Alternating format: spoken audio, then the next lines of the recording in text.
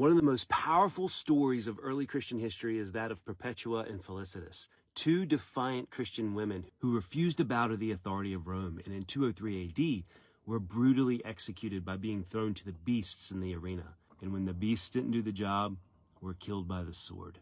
But what's amazing is that Perpetua journaled of her imprisonment, and that journal is the oldest direct record that exists of a Christian woman's experience as a captive of Rome. Vibia Perpetua was born around 182 AD near Carthage. She was a young wife, a new mother, and a noblewoman. She knew how to read and write. Her beauty was well known, and her father was a wealthy official. Perpetua was a member of the Montanist Christian community, which placed heavy emphasis on moves of the Holy Spirit and of prophecy, believing that the Spirit of God spoke to people through dreams. And in 202 AD, months after giving birth, Perpetua was arrested with her servant Felicitas, who was pregnant, and other disciples of her community, on charges of refusing to pledge loyalty to the emperor. Now, while the empire didn't force Christians to abandon their faith, Christians were mandated, like other Roman citizens, to exhibit patriotism to the emperor once annually. Montanists, however, took an extremely hard line on this, believing that expressing patriotism to the emperor violated their commitment to Christ, viewing any devotion to worldly powers as evil. And this refusal was seen by Roman authorities as not just a religious stance, but a rejection of civic responsibility.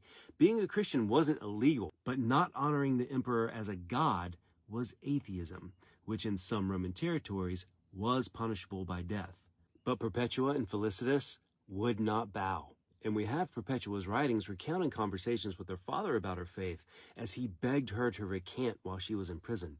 Her journals filled with back and forths with her father, who's eventually beaten with a rod for speaking out of line in front of the governor during Perpetua's hearing, while Perpetua watches in sorrow.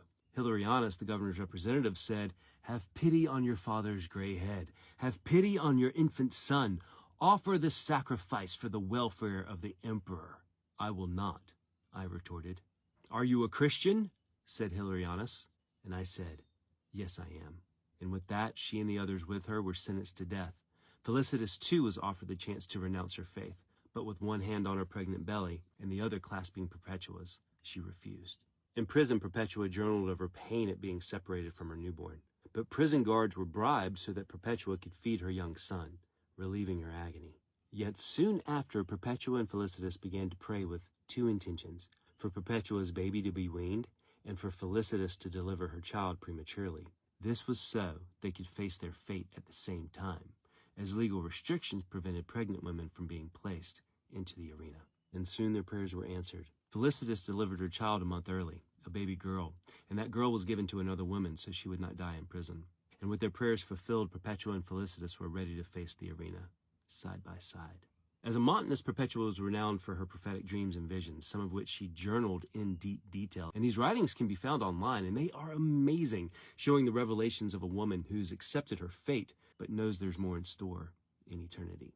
The night before her execution, she wrote of a dream where she transformed into a man to face a savage Egyptian in gladiatorial combat, who she knows in the dream is the devil. And in the vision, she defeats him, earning a wand from a Christ-like figure of enormous stature.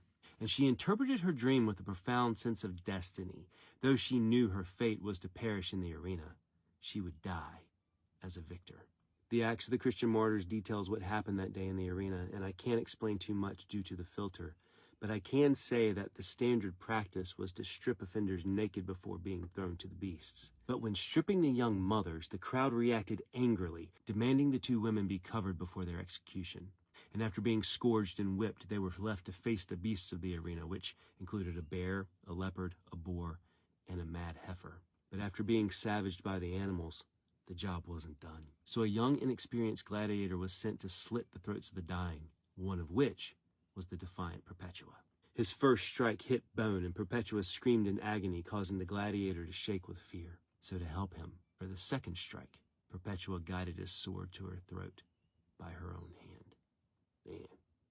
The story of Perpetua and Felicitas was a match to gasoline for the early church, a woman of privilege and her servant, a prophetess and mothers, women who gave everything for their faith.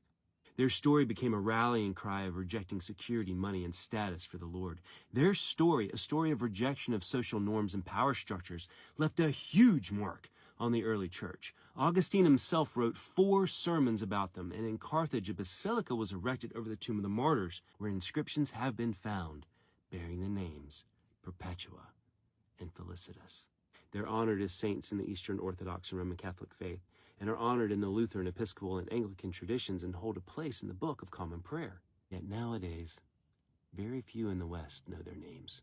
But the courage of Perpetua and Felicitas is a testament to the vital role that women played in shaping the early Christian church. And it's time we recognize these women, and others like them, not only as historical figures, but as symbols of faith, strength, and defiance against oppression.